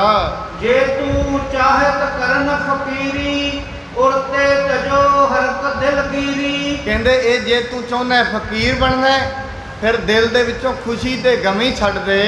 ਪੰਸ ਵਿਖੇ ਦੇਖਿਓ ਸੰਤ ਜੈਸਾ, ਕਰ ਸਮਾਨ ਬਿਰਤੀ ਹੋਵੇ ਤੈਸਾ। ਰਾਹ ਦੇ ਵਿੱਚ ਤੂੰ ਇੱਕ ਵੇਖਿਆ ਸੀ ਸਾਧ? ਕਹਿੰਦੇ ਵੇਖਿਆ ਸੀ। ਕਹਿੰਦੇ ਜੇ ਫਕੀਰੀ ਚਾਹੁੰਦਾ ਹੈ ਇਹੋ ਜਿਹਾ ਬਣ, ਦੁਨੀਆ ਲੱਖਾਂ ਧਰ ਕੇ ਜਾਏ ਤਾਂ ਹੱਸੇ ਨਾ, ਕੋਈ ਚੁੱਕ ਕੇ ਲੈ ਜਾਏ ਤਾਂ ਗਮੀ ਨਾ ਹੋਏ। ਜੇ ਤੂੰ ਫਕੀਰ ਬਣਨਾ ਚਾਹੁੰਦਾ ਹੈ, ਫਕੀਰੀ ਐਸੀ ਹੁੰਦੀ ਹੈ, ਕੋਈ ਕਰੋੜਾਂ ਰੁਪਏ ਧਰ ਗਿਆ ਤਾਂ ਕੋਈ ਨਹੀਂ, ਕਰੋੜਾਂ ਚੁੱਕ ਕੇ ਲੈ ਗਿਆ ਤਾਂ ਕੋਈ ਨਹੀਂ। ਆਏ ਦਾ ਹਰਕ ਨਹੀਂ, ਗਏ ਦਾ ਸੋਗ ਨਹੀਂ।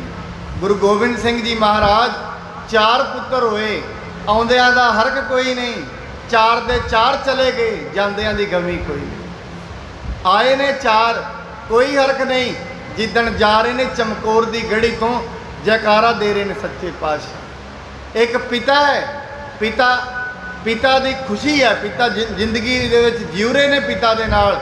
ਪਿਤਾ ਚਲਾ ਗਿਆ, ਜਾ ਕੇ ਯਾਤਰੌੜੀ ਦੀ ਪਾਵਨ ਧਰਤੀ ਤੋਂ ਹੁੰਦਿਆਂ ਸੀਸ ਗਿਆ, ਜਾ ਕੇ ਮਹਾਰਾਜ ਜੀ ਨੇ ਆਨੰਦਪੁਰ ਸਾਹਿਬ ਦੀ ਧਰਤੀ ਤੇ ਸੰਸਕਾਰ ਕੀਤਾ।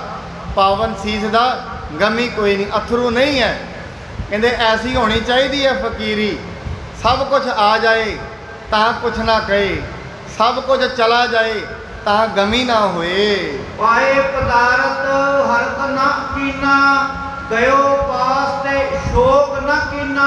ਦੁਨੀਆ ਦੇ ਪਦਾਰਥ ਆਈ ਜਾਣ, ਖੁਸ਼ੀ ਕੋਈ ਨਹੀਂ, ਸਾਰੇ ਜਣ ਚਲੇ ਜਾਣ ਤਾਂ ਸ਼ੋਕ ਕੋਈ ਨਹੀਂ ਹੋਣਾ ਚਾਹੀਦਾ। ਗ੍ਰਸਤ ਧਰਮ ਚਾਹਤ ਜੇ ਕਰਨਾ, ਤੋ ਪੰਖੀ ਜਿਉ ਰਹੋ ਅਚਰਨਾ। ਕਹਿੰਦੇ ਜੇ ਤੂੰ ਗ੍ਰਸਤੀ ਕਰਨੀ ਚਾਹੁੰਦਾ ਹੈ, ਗ੍ਰਸਤੀ ਦਾ ਵੀ ਮਾਰਗ ਸੁਣ ਲੈ। ਜਿਵੇਂ ਪੰਛੀਆਂ ਨੇ ਕੀਤਾ ਹੈ, ਉਹਦੇ ਜਿਵੇਂ ਤੈਨੂੰ ਕਰਨਾ ਪਏਗਾ। ਖੇਤ ਅਤਿਤ ਕੇ ਦੁੱਖ ਨਾ ਵਿਚਰਿਓ, ਕਿਨ ਮੈਂ ਨਿਜ ਸਰੀਰ ਪਰ ਹਰਿਓ। ਕਹਿੰਦੇ ਪੰਛੀਆਂ ਜਿਵੇਂ ਵੇਖ, ਉਹਨਾਂ ਦੇ ਘਰ ਕੋਈ ਪ੍ਰਾਹੁਣਾ ਆਇਆ, ਪ੍ਰਾਹੁਣਾ ਭੁੱਖਾ ਨਾ ਗਿਆ, ਆਪਣਾ ਸਰੀਰ ਹੀ ਕੁਰਬਾਨ ਕਰ ਦਿੱਤਾ। ਜਿਵੇਂ ਗੁਰਬਾਣੀ ਕਹਿੰਦੀ ਹੈ, ਜੋ ਗ੍ਰਹਿ ਕਰੇ ਤਾਂ ਧਰਮ ਕਰ, ਨਹੀਂ ਤਾਂ ਕਰ ਬੈਰਾਗ, ਬੈਰਾਗੀ ਬੰਧਨ ਕਰੇ, ਕਾਕੋ ਵੱਡੋ ਭਾਗ। ਜੇ ਤੂੰ ਗ੍ਰਸਤੀ ਚਾਹੁੰਦਾ ਹੈ, ਤੇਰੇ ਘਰ 'ਚ ਕੋਈ ਮੰਗਣ ਵਾਲਾ ਆ ਗਿਆ ਹੈ, ਤੇਰੇ ਘਰੋਂ ਫਿਰ ਭੁੱਖਾ ਨਾ ਜਾਏ। ਜੇ ਕੋਈ ਰੋਟੀ ਮੰਗਦਾ, ਰੋਟੀ ਦੇ ਉਹਨੂੰ। ਜੇ ਰੋਟੀ ਨਹੀਂ ਹੈ, ਭਾਵੇਂ ਸਾਰਾ ਕੁਝ ਤਿਆਗ ਕੇ ਰੋਟੀ ਖਵਾਉਣੀ ਪਏ, ਉਹਨੂੰ ਤੈਨੂੰ ਰੋਟੀ ਖਵਾਉਣੀ ਚਾਹੀਦੀ ਹੈ। ਤਿੰਨੋਂ ਇਹ ਵਿਚਾਰੀਏ, ਤਿੰਨੋਂ ਇਹ ਵਿਚਾਰੀਏ ਨੀਕੀ, ਕਰੋ ਆਪ ਜੋ ਸਰਦਾ ਜੀ ਕੀ। ਮਹਾਰਾਜ ਜੀ ਕਹਿੰਦੇ ਤਿੰਨੇ ਮੈਂ ਤੈਨੂੰ ਦੱਸ ਦਿੱਤੀਆਂ ਨੇ, ਹੁਣ ਜਿਹੜੀ ਤੇਰੀ ਸ਼ਰਧਾ ਹੈ।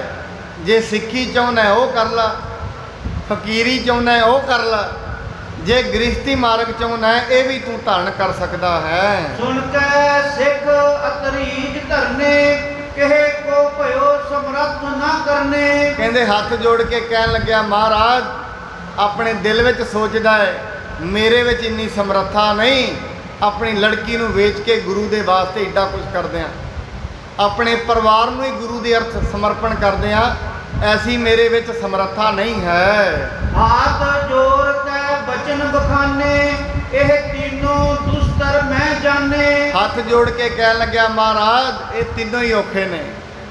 ਗ੍ਰਸਤੀ ਬਣਨਾ ਵੀ ਸੌਖਾ ਨਹੀਂ, ਸੰਤ ਬਣਨਾ ਵੀ ਸੌਖਾ ਨਹੀਂ, ਸੱਚੇ ਪਾਤਸ਼ਾਹ ਸਿੱਖ ਬਣਨਾ ਵੀ ਸੌਖਾ ਨਹੀਂ ਹੈ। ਹੋਏ ਆਵਤ ਇੱਕ ਪਾਸ ਨਾ ਮੇਰੇ, ਕਰਹਿ ਜੇ ਨਰ ਸੇ ਧਨ ਬਟੇਰੇ। ਮਹਾਰਾਜ ਮੇਰੇ ਕੋਲ ਤੇ ਇੱਕ ਵੀ ਨਹੀਂ ਹੋਣਾ, ਪਰ ਜਿਹੜੇ ਨਰ ਇਹ ਤਿੰਨੇ ਦੇ ਵਿੱਚੋਂ ਇੱਕ ਵੀ ਧਾਰਨ ਕਰਦੇ ਨੇ, ਮੈਂ ਇਹ ਸਮਝਦਾ ਉਹਨਾਂ ਦੇ ਬੜੇ ਵੱਡੇ ਭਾਗ ਹਨ। ਜਦਪ ਮੋਤੇ ਹੋਏ ਨਾ ਆਏ, ਤਦਪ ਮੈਂ ਰਾਵਰ ਸਰਨਾਏ। ਮਹਾਰਾਜ ਮੇਰੇ ਤੋਂ ਨਹੀਂ ਹੋਣਾ, ਮੈਂ ਤੇ ਤੁਹਾਡੀ ਸ਼ਰਨ ਆਇਆ, ਤੁਸੀਂ ਹੱਥ ਧਰੋ ਆਪ ਹੀ ਕਰਵਾ ਲੇਵੋ। ਅਦਮ ਉਦਾਹਰਨ ਬਿਰਦ ਤੁਮਾਰਾ, ਪਤਤਨ ਪਾਵਨ ਕਹਿ ਜਗ ਸਾਰਾ। ਮਹਾਰਾਜ ਜੀ ਜਿਹੜੇ ਨਤਾਣੇ ਹੁੰਦੇ ਨੇ, ਤਾਣ ਦੇਣਾ ਤੁਹਾਡਾ ਬਿਰਦ ਹੈ, ਉਹਨਾਂ ਨੂੰ ਤੁਹਾਡਾ ਸੁਭਾਅ ਹੈ। ਜਿਹੜੇ ਲੋਕਾਂ ਦੇ ਵਿੱਚ ਤਾਣ ਕੋਈ ਨਹੀਂ, ਤੁਸੀਂ ਉਹਨਾਂ ਨੂੰ ਤਾਣ ਬਖਸ਼ਦੇ ਹੋ।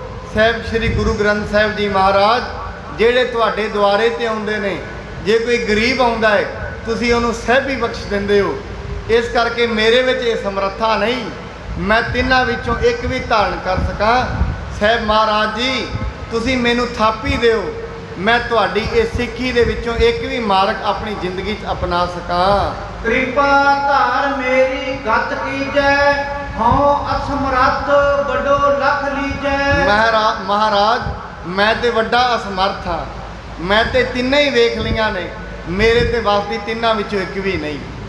ਇੱਥੇ ਤੇ ਗ੍ਰਿਸ਼ਤੀ ਬੜੀ ਔਖੀ ਹੈ, ਆਪਣੇ ਮਹਾਰਾਜ ਖਰਚੇ ਨਹੀਂ ਚੱਲਦੇ, ਮੈਂ ਕਿਸੇ ਨੂੰ ਕਿੱਥੋਂ ਲੰਗਰ ਛਕਾ ਦਿਆਂਗਾ। ਮਹਾਰਾਜ ਕਿਰਪਾ ਕਰੋ, ਮੈਂ ਵੱਡਾ ਅਸਮਰਥ ਹਾਂ, ਮੇਰੇ ਤੇ ਕਿਰਪਾ ਕਰੋ, ਮੈਂ ਇੱਕ ਇਹਨਾਂ ਵਿੱਚੋਂ ਧਾਰਨ ਕਰ ਲਵਾਂ। ਤੇ ਕੀ ਬਿਨੈ ਸੁਨੀ ਜਬ ਕਾਨਾ, ਸ੍ਰੀ ਮੁਖ ਤੇ ਪੁਨ ਬਚਨ ਬਖਾਨਾ।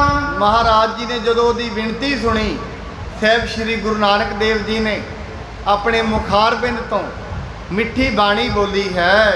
ਹਵੈ ਨਿਸ਼ ਕਪਟ ਧਰਮ ਕ੍ਰਿਤ ਕਰੀਏ, ਗਰਭ ਹਿਰਦੇ ਕੋ ਸਭ ਪਰ ਹਰੀਏ। ਮਹਾਰਾਜ ਕਹਿੰਦੇ ਫਿਰ ਤੂੰ ਇੱਕ ਕੰਮ ਕਰ, ਜੇ ਨਹੀਂ ਕਰ ਸਕਦਾ, ਸਾਡੇ ਸਾਰਿਆਂ ਵਾਸਤੇ ਹੀ ਉਪਦੇਸ਼ ਹੈ, ਜੇ ਤੂੰ ਕੁਝ ਵੀ ਨਹੀਂ ਕਰ ਸਕਦਾ, ਨਿਸ਼ਕਪਟ ਹੋ ਕੇ ਕਰਮ ਕਰਿਆ ਕਰ। ਜਦੋਂ ਵੀ ਕੋਈ ਕਿਰਤ ਕਰਨੀ ਹੈ ਧਰਮ ਦੀ ਕਰ, ਕਿਰਤ ਵਿਰਤ ਕਰ ਧਰਮ ਦੀ, ਹੱਥੋਂ ਦੇ ਕੇ ਭਲਾ ਮਨਾਵੈ।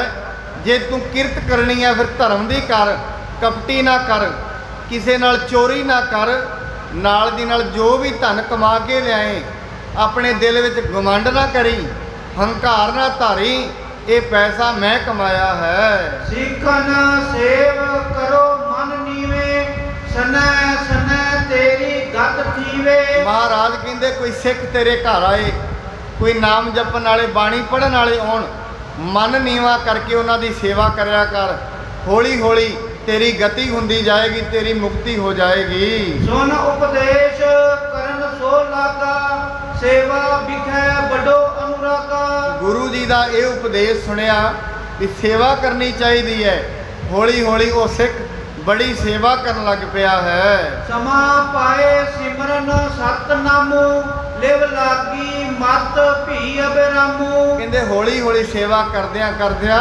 ਨਾਲ ਸਿਮਰਨ ਵੀ ਕਰਦਾ ਸਤਨਾਮ ਵਾਹਿਗੁਰੂ ਦਾ, ਸਤਨਾਮ ਵੀ ਜਪੀ ਜਾਂਦਾ, ਨਾਲ ਨਾਲ ਬਾਣੀ ਵੀ ਪੜ੍ਹਦਾ ਹੈ।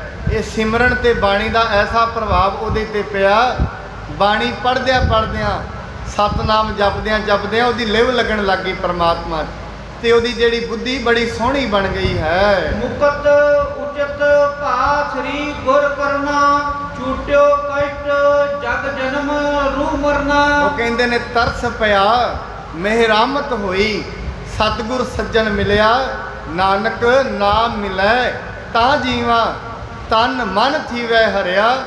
ਮਿਹਰ ਉਹਦੇ ਤੇ ਮਿਹਰ ਹੋਈ, ਗੁਰੂ ਦੇ ਦਰਸ਼ਨ ਹੋਏ, ਗੁਰੂ ਨੇ ਤਰਸ ਕੀਤਾ, ਉਹਨੂੰ ਨਾਮ ਦੀ ਦਾਤ ਬਖਸ਼ ਦਿੱਤੀ ਹੈ। ਇਸ ਪ੍ਰਕਾਰ ਕੋ ਦੇ ਉਪਦੇਸਾ, ਮਨੁਜ ਉਧਾਰੇ ਸ੍ਰੀ ਜਗਤੇਸਾ। ਇਸ ਪ੍ਰਕਾਰ ਦਾ ਉਪਦੇਸ਼ ਦੇ ਕੇ ਸੋਢੀ ਸੁਲਤਾਨ ਸਾਹਿਬ ਸ੍ਰੀ ਸੱਚੇ ਪਾਤਸ਼ਾਹ ਜੀ ਮਹਾਰਾਜ ਨੇ, ਬੇਦੀਆਂ ਦੇ ਕੁਲ ਦੀਪਕ ਗੁਰੂ ਨਾਨਕ ਦੇਵ ਜੀ ਮਹਾਰਾਜ ਨੇ ਪਤਾ ਨਹੀਂ ਕਿੰਨੇ ਲੋਕਾਂ ਦਾ ਉਧਾਰ ਕੀਤਾ। ਐਸੇ ਸਨ ਸਾਹਿਬ ਸ੍ਰੀ ਗੁਰੂ ਨਾਨਕ ਦੇਵ ਜੀ ਮਹਾਰਾਜ ਜੀ, ਜਿਨ੍ਹਾਂ ਦੀ ਪਾਵਨ ਗੱਦੀ ਤੇ ਸਾਹਿਬ ਸ੍ਰੀ ਗੁਰੂ ਗ੍ਰੰਥ ਸਾਹਿਬ ਮਹਾਰਾਜ ਸੁਸ਼ੋਭਿਤ ਨੇ। ਸੱਚੇ ਪਾਤਸ਼ਾਹ ਅੱਜ ਵੀ ਜਿਹੜੇ ਵੀ ਲੋਕ ਦੀਨ ਦੁਖੀ ਦੇ ਆਪਣੀਆਂ ਅਰਜ਼ਾਂ ਬੇਨਤੀਆਂ ਲੈ ਕੇ ਸਾਹਿਬ ਸ੍ਰੀ ਗੁਰੂ ਗ੍ਰੰਥ ਸਾਹਿਬ ਜੀ ਦੇ ਸਨਮੁਖ ਹੁੰਦੇ ਨੇ, ਮੇਰੇ ਮਹਾਰਾਜ ਅੱਜ ਵੀ ਉਵੇਂ ਹੀ ਦਰਬਾਰ ਲਵਾ ਕੇ ਉਹਨਾਂ ਦੀਆਂ ਬੇਨਤੀਆਂ, ਉਹਨਾਂ ਦੀਆਂ ਅਰਦਾਸਾਂ ਸੁਣਦੇ ਹਨ। ਮਹਾਰਾਜ ਕਿਰਪਾ ਕਰਨ, ਸਾਡੀ ਸ਼ਰਧਾ, ਸਾਡਾ ਪ੍ਰੇਮ ਗੁਰੂ ਗ੍ਰੰਥ ਸਾਹਿਬ ਜੀ ਦੇ ਨਾਲ ਰੋਜ਼-ਰੋਜ਼ ਵਧੇ। ਜਿਉਂ-ਜਿਉਂ ਗੁਰੂ ਗ੍ਰੰਥ ਸਾਹਿਬ ਜੀ ਨਾਲ ਪ੍ਰੇਮ ਵਧਦਾ ਜਾਏਗਾ, ਦੁਨੀਆ ਦੇ ਚਾਰ ਪਦਾਰਥ ਉਹਦੇ ਘਰ ਦੇ ਵਿੱਚ ਆਪਣੇ ਆਪ ਹੀ ਆ ਜਾਂਦੇ ਨੇ। ਸੇ ਬੜੀ ਸ਼ਰਧਾ ਅਤੇ ਸਤਿਕਾਰ ਦੇ ਨਾਲ ਅੱਜ ਸਾਡੇ ਸਾਹਮਣੇ ਸਾਹਿਬ ਸ੍ਰੀ ਗੁਰੂ ਗ੍ਰੰਥ ਸਾਹਿਬ ਜੀ ਦੇ ਰੂਪ ਵਿੱਚ ਸਾਹਿਬ ਸ੍ਰੀ ਗੁਰੂ ਨਾਨਕ ਸਾਹਿਬ ਸੁਸ਼ੋਭਿਤ ਹਨ। ਸਾਨੂੰ ਦਿਨ ਪ੍ਰਤ ਆ ਕੇ ਇਹਨਾਂ ਦੀ ਸੇਵਾ ਅਤੇ ਸਿਮਰਨ ਦੇ ਵਿੱਚ ਲੱਗਣਾ ਚਾਹੀਦਾ ਹੈ। ਜਿਹੜੇ ਬਚਨ ਸਾਹਿਬ ਸ੍ਰੀ ਗੁਰੂ ਗ੍ਰੰਥ ਸਾਹਿਬ ਜੀ ਮਹਾਰਾਜ ਹੁਕਮਨਾਮੇ ਦੇ ਰੂਪ ਵਿੱਚ ਸਾਨੂੰ ਰੋਜ਼ ਦਿੰਦੇ ਨੇ, ਸਾਨੂੰ ਉਹ ਹੁਕਮਨਾਮਾ ਰੋਜ਼ ਪੜ੍ਹ ਕੇ ਬੜੀ ਸ਼ਰਧਾ ਸਤਿਕਾਰ ਦੇ ਨਾਲ ਗੁਰੂ ਜੀ ਦੇ ਦੱਸੇ ਹੋਏ ਮੱਗ ਦੇ ਉੱਤੇ, ਪੰਥ ਦੇ ਉੱਤੇ ਚੱਲਣਾ ਚਾਹੀਦਾ ਹੈ। ਮਹਾਰਾਜ ਗੁਰੂ ਗ੍ਰੰਥ ਸਾਹਿਬ ਦੀ ਕਿਰਪਾ ਕਰਨ। ਅਸੀਂ ਜਿੰਨੇ ਵੀ ਇੱਥੇ ਅੱਜ ਅਰਦਾਸਾਂ ਬੇਨਤੀਆਂ ਆਪਣੀਆਂ ਭਾਵਨਾ ਨਾਲ ਲੈ ਕੇ ਆਉਂਦੇ ਹਾਂ, ਮਹਾਰਾਜ ਸਾਨੂੰ ਸਾਰਿਆਂ ਨੂੰ ਨਾਮ ਦੀ ਦਾਤ, ਗੁਰਬਾਣੀ ਗੁਰਸਿੱਖੀ ਦੀ ਦਾਤ ਬਖਸ਼ ਕੇ ਨਿਹਾਲ ਕਰਨ। ਇੰਨੀਆਂ ਬੇਨਤੀਆਂ ਪ੍ਰਵਾਨ ਕਰਨੀਆਂ ਜੀ। ਹੋਈ ਭੁੱਲ ਚੁੱਕ ਦੇ ਲਈ ਖਿਮਾ ਕਰਨੀ। ਕੱਲ ਦੀ ਕਥਾ ਦੇ ਵਿੱਚ ਭਾਈ ਇੱਕ ਬਾਲਾ ਆਉਂਦਾ ਹੈ, ਉਹ ਬਾਲੇ ਦਾ ਬੱਕਰੀਆਂ ਚਰਾਉਣ ਆਉਂਦਾ ਹੈ। ਉਹਦਾ ਪ੍ਰਸੰਗ ਗੁਰੂ ਸਾਹਿਬ ਜੀ ਕੱਲ੍ਹ ਨੂੰ ਆਪਾਂ ਸ਼ਰਵਣ ਕਰਾਂਗੇ। ਕੱਲ੍ਹ ਦੀ ਕਥਾ ਦੇ ਵਿੱਚ ਫਿਰ ਮਹਾਰਾਜ